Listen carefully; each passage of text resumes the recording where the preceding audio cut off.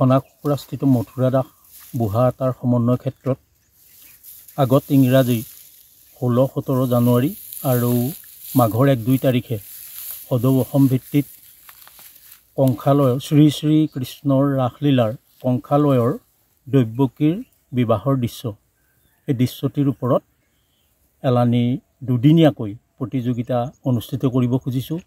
আৰু আজি তাৰেই প্ৰাৰম্ভতে আমাৰ যিহেতুকে কালিলৈৰ পৰা পুহ মাহ আৰম্ভ হ'ব, আজি সেই মাংগলিক আমাৰ লাই খুঁটা স্থাপনৰ কামটি সমাপন হৈছে।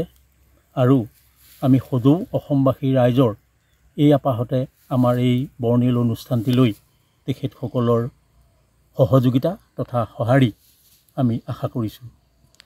আমাৰ ইতিমধ্যে যি প্ৰতিযোগিতাভাগী 1-2 মাঘত অনুষ্ঠিত হ'ব, ইংৰাজী 16-17 জানুৱাৰী, আমাৰ ইতিমধ্যে বহুতো প্ৰতিযোগী দলে প্ৰায় 15টামান প্ৰতিযোগী দলে আমাৰ লগত যোগাযোগ স্থাপন কৰিছে।